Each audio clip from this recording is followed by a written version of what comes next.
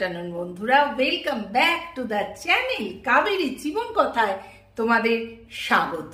আজকে ব্লগটা স্টার্ট করছি এখান থেকে। আজকে একটু দেরি হয়ে গেছে, যাই হোক চলো আজকে রান্নাগুলো আগে তোমাদের দেখিয়ে দিই, তারপর অন্য জিনিস দেখাচ্ছি। কেমন আছো বন্ধুরা? সাবধানে থেকো, আমার ব্লগটা দেখো। এই চলো দেখাই কি রান্না হচ্ছে আমার। আজকে কুটো টুটো কোটা হয়ে গেছে। চলো আজকে আমার রান্না হচ্ছে শটে শটাং। এই দেখো তোমরা চিকেন দেখতে পাচ্ছ, তো চিকেনের জিনিসও কাটা হয়ে গেছে, গাজর আলু পেঁয়াজ সব কেটে নিয়েছে। একটা চিকেন স্টু বা ঝোল যা কিছুই বলো করব।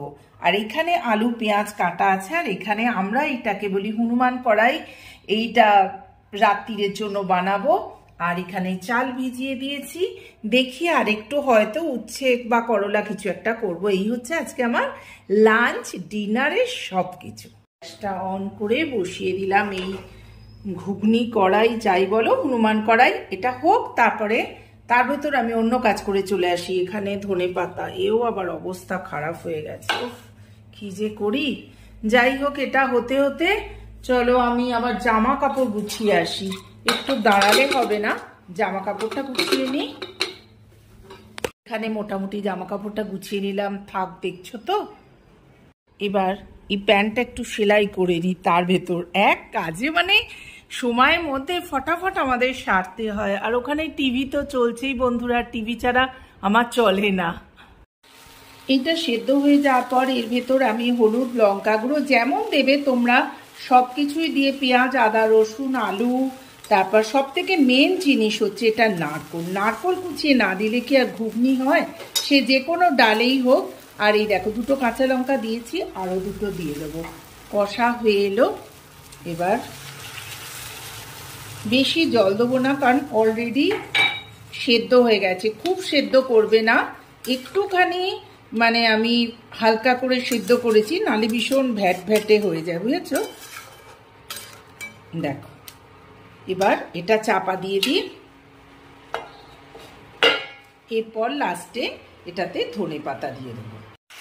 চিকেনটা দিয়ে দিলাম, অলরেডি কষা হয়ে গেল। এবার তোমাদের দেখাচ্ছি, এখন খুব বেশি তেল দিইনি, হালকা করেই করছি, কিন্তু তাও অনেকটাই তেল ছেড়েছে। আর এরই মধ্যে হয়ে গেছে আমার গরম গরম ভাত রেডি। চলো এইটার আগে জল দিয়ে করে নিই, তারপর আবার ইন্টারেস্টিং একটা জিনিস নিয়ে তোমাদের কাছে আমি ফিরে আসছি। দেখো কিন্তু ব্লগগুলো বন্ধুরা।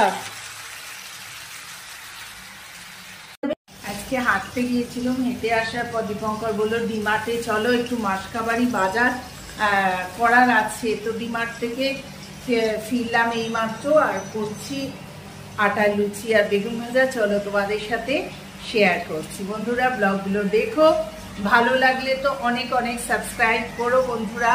আর 5 মিনিট আমার জন্য রেখো কাবেরী জীবন কথা দেখতে, তোমরা কিন্তু ভুলো না জানো। হ্যাঁ এসো বন্ধুরা, তোমাদের দেখাই আমি কি কি কিনেছি। হ্যাঁ আজকে ডিমার্ট থেকে। এসো এবার তোমাদের দেখাই ঘরের টুকিটাকি জিনিস, মানে সংসারে টুকিটাকি জিনিস সবাই যেরকম কেনো।